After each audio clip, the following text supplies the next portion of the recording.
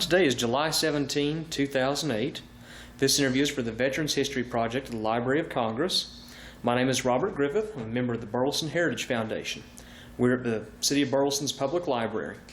And in front of me here is Mr. John Hooper, and he is a infantry veteran from World War II who served in Europe in the D-Day invasion of Normandy, France. Mr. Hooper, thank you very much for coming. And if you would please tell me when you were born and where. I was born in Detroit, Michigan in 1924. What's your date of birth? March the 27th, 1924. Okay. And tell me a little bit about your family. My what? Your family growing up. My family? Well, it was just an ordinary family. We moved in 1930. Our family moved to Colorado and settled onto a chicken ranch or farm. That was in Colorado Springs, Colorado. And in 1939, I think we moved back to Michigan. What got you into the service? The government drafted me into service. Well, where were you on when Pearl Harbor was bombed? Oh, I was living in Michigan, going to high school in Michigan. And that's the extent of what I can remember at that time. Well, tell me about when you were first drafted into the service. What was your training like? Where did you go? I was contacted by a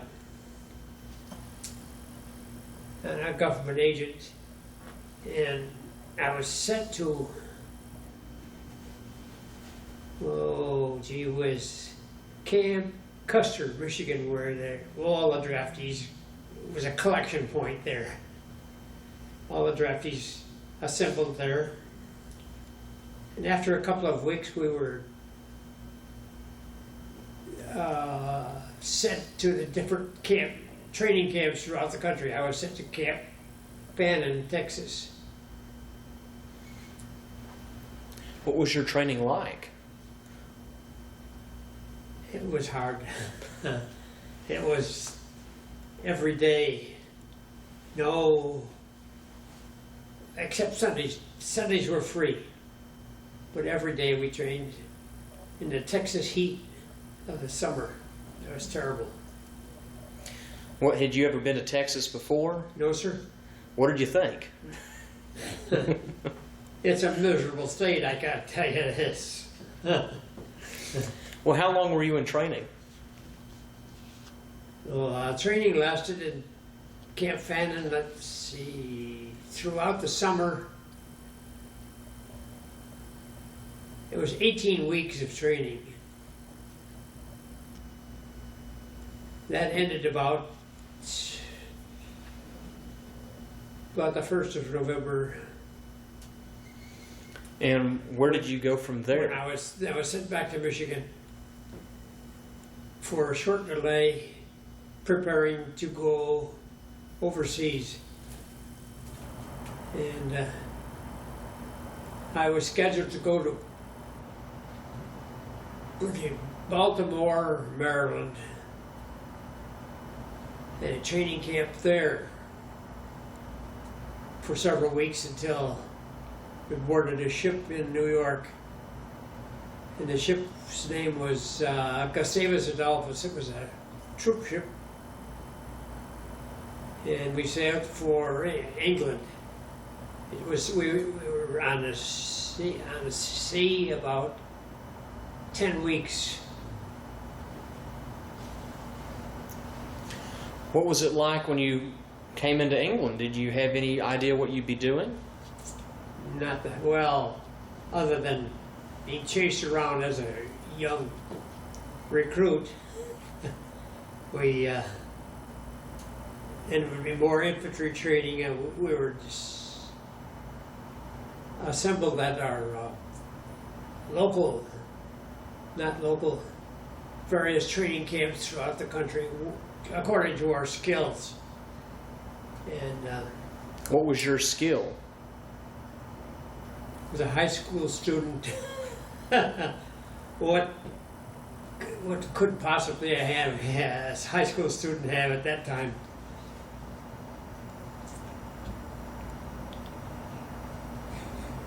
Well, tell me a little bit more about your time in England. About what time, what month and year was this?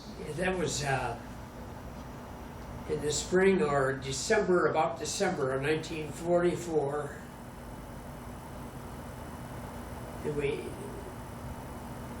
And I was sent to a training camp in southern England. And that lasted about 5 months, getting ready for the invasion of France. Did you ever have an inkling of what might be coming? About the invasion? Oh, really, that wasn't important to us. I think it was, we'll see what happens, that sort of thing. We were apprehensive, naturally, but we wondered what would happen to us in the invasion. By the time it was time for the invasion, our ships like this were filling the channel with, there was, as far as I could see, were ships like this, thousands of them, probably, I don't remember how many actually, but the whole channel was filled with ships. We boarded the LCI. This ship here is called an Landing Craft Infantry. It held about 200 soldiers. And there were berths down in here. My berth was somewhere down in this area. And we sat in the channel, in the English Channel, off of right near the port of Plymouth. And the ship, the LCI was there about a week. We lived on a ship, ate on a ship. And the night of the 5th, June the 5th, they all started their engines and we headed toward France.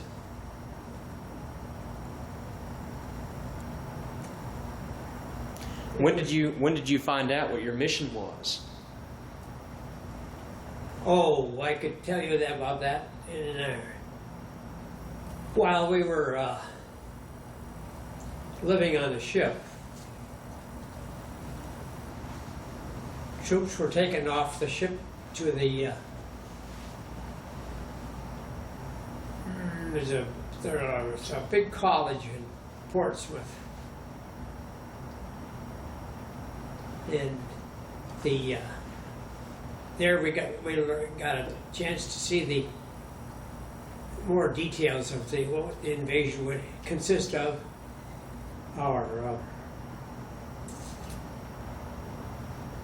What we would do. They told us what we were going to do in attacking the German installations on the coast of France. And it was all laid out on a big table, about like this, on a sand table.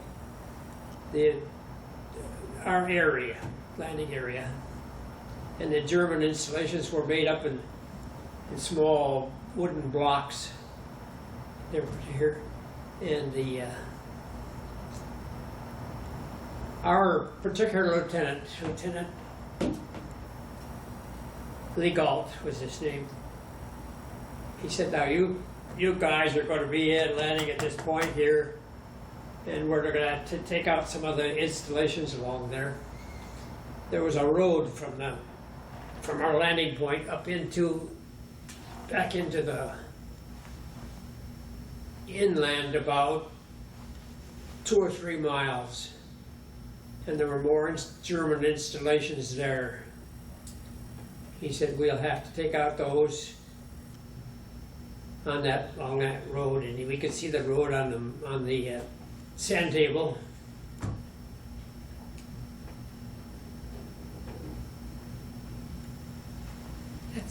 That was a long time ago. Well, take your time. So you boarded the boats. This is June 5th.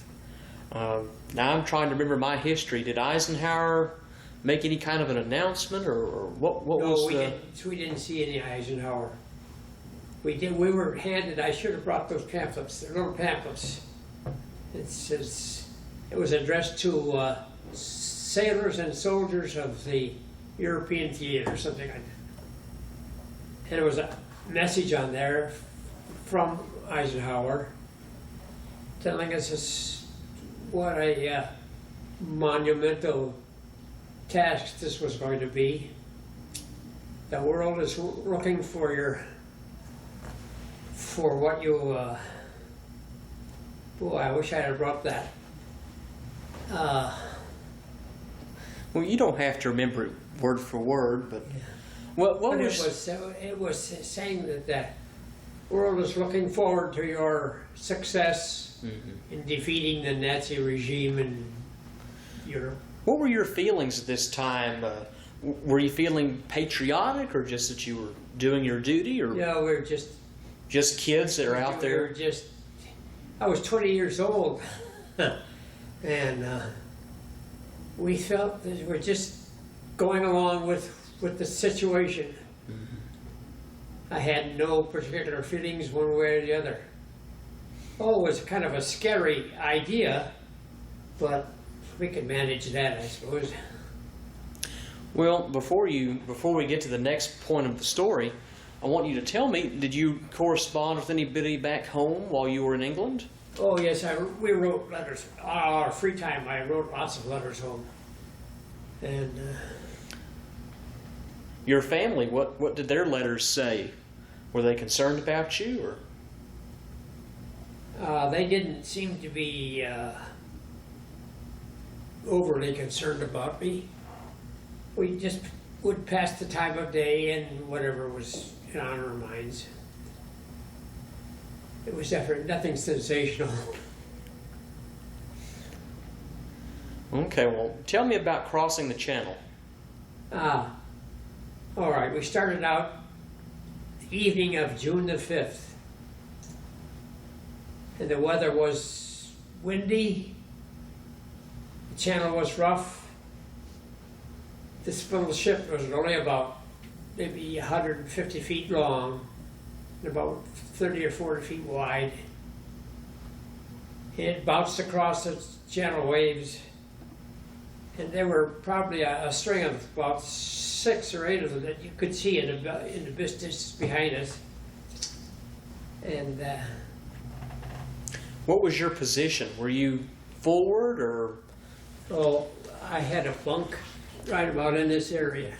What I mean is your position in terms of when you were landing on the beach. Okay, when it came time to land, the skipper of the ship said, we're going in about 10 minutes, we'll touch down on the shore. And when it did, you could hear this sand, the bottom of the ship scraping on the sand of the ship on the shore. They opened the doors. We came out from down in a doorway there, or a companionway, I guess, out on this deck, and went out here on the side and these ramps. These were movable ramps, and they moved out into the water here. And I should probably, one fell off that was loose here that I could explain it better. But there are long ramps and they would run out off the bow down into the water. Somewhat like this. And we got on those ramps, and I walked down into water about waist high, somewhere about waist high. By that time, the German installations on the German installations, the big artillery pieces that they had set there, just to discourage shipping like this, and they were aiming their cannons to try to destroy the bow of those ships. And one hit the ramp just before I got on it. I could still see it, the ramp twisting around in the air, about 100 feet in the air. It just blew it right off the ship. There was enough lift of it, though, that I was able to walk down that ramp down into the water.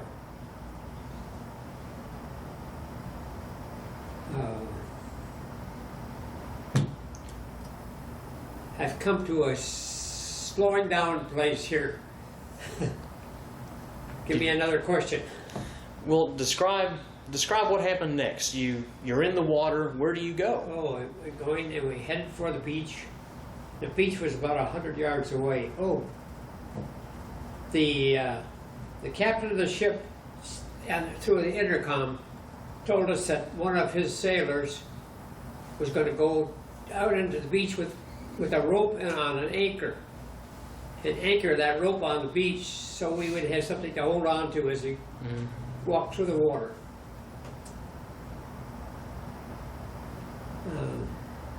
Did he succeed in doing that? Yes, he did. The rope was there, it was anchored properly. How many men were around you as you were plowing into the beach? Oh, this ship held about 200 soldiers. There were probably 20 ahead of me in the water. And it took about, well, perhaps half an hour. I may be way off on that timing. It took about half an hour to get to the beach. And all the time the Germans are shooting at us.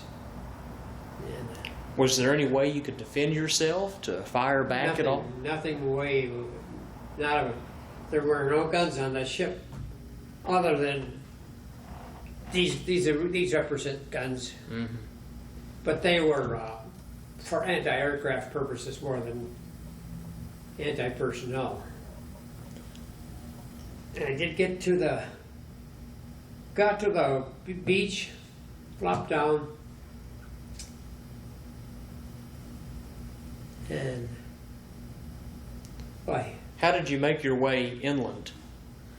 Did you crawl across the beach, or were you able to run? Crawling across the beach. Artillery shells were landing all around us. The Germans did not like this arrangement at all. And they were firing all kinds of artillery at us. And I never thought I would stumble in an area like this, but it took about this is early in the morning. This is about, I'm guessing at the time, probably 6 or 7 o'clock in the morning. It took us about, I would think, 2 hours to get through the water on the beach and crawl up to the beach to where we were supposed to assemble. The beach installations were covered with German pillboxes, probably 100 yards apart. We were supposed to get through that area and go up on the high ground.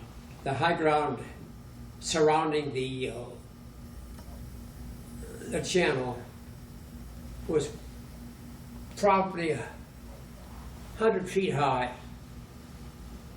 And we were to go up there. And of course, we were being led by somebody that knew more about that arrangement than I did. We did get to the top of this high ground, and that was all. We never saw the ship again. The ship pulled back out into the water and headed back to England. Did you come face to face with any Germans right there on the Not at that point. We could see them, and they were being herded into groups on the beach. And all the captured Germans were being herded into groups on the beach. We, oh boy. Well, what happened next? You've successfully landed. You have managed to survive the beach. You have reached the high ground. Yes, Where sir. do you go now? We were just to move across the beach areas in the high ground area, and I was just following the rest of them, you know. We did get on a road, and we were about a mile or so on this road when some injured Germans called to us, comrade, they were talking to us, asking us for something. Some of the men here I was with could speak German. And they spoke to them, and apparently they were telling them that we didn't have any first aid equipment with us, but there were medics following behind us who would take care of their wounds. And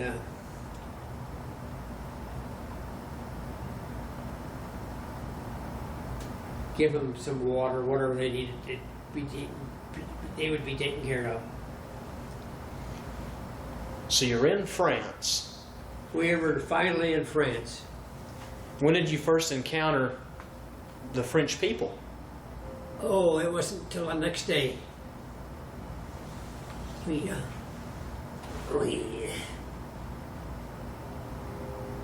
walked down this road, and there was a Allied fighter plane strafing something on the road, and he was coming toward us, and he was strafing a German tank on the road. By the time we got to the German tank, it was burning, and the German soldiers that were in it had jumped out, and apparently they were injured because they were lying on the road.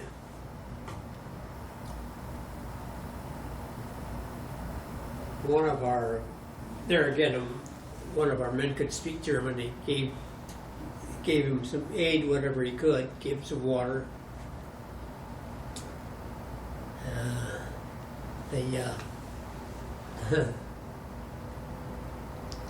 So to assemble all that confusion in one few simple sentences, and it's practically impossible to do. Come on, you've got a question. Okay. Keep taking me forward through your service. How did I see here in your packet that you went to Germany? Yes, sir. How did you get there? What battles did you have to fight, Oh, or hurdles did you have to overcome? well, from France, Did you go to Paris, or no, we didn't. you got to avoid that St. fun? Louis was the biggest objective. It was a city about the size of Burleson, about 25 miles from the coast. That was our biggest objective. It took a couple of months to neutralize St. Louis. After St. Louis, we were told we were going to gonna be a convoy and going to Brest. Well, that didn't mean anything to me because I didn't have any idea where Brest was located. But we got on to our column. We got a road column got going, and it was about the middle of. It was after 4th of July because I can remember that day. The road, we boarded vehicles and we're heading for Brest, France. They told us where Brest was, but I had never heard of it before. And it took about 3 days of driving. We were in trucks, jeeps, and we had a column of probably a half a mile long of vehicles heading toward Brest. That was after St. Lo.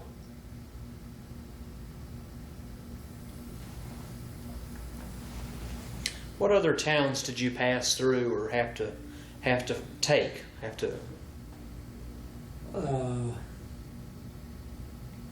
Well, most of the Germans were leaving the areas. There were small units defending some small villages, but that wasn't particularly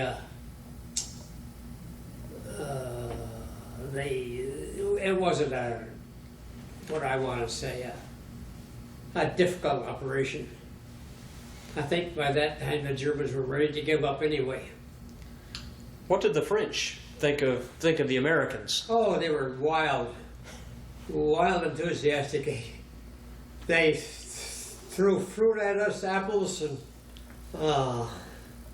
we were in these convoys going through the towns, and they were shouting and singing and dancing, and they were just wild enthusiasm. They threw containers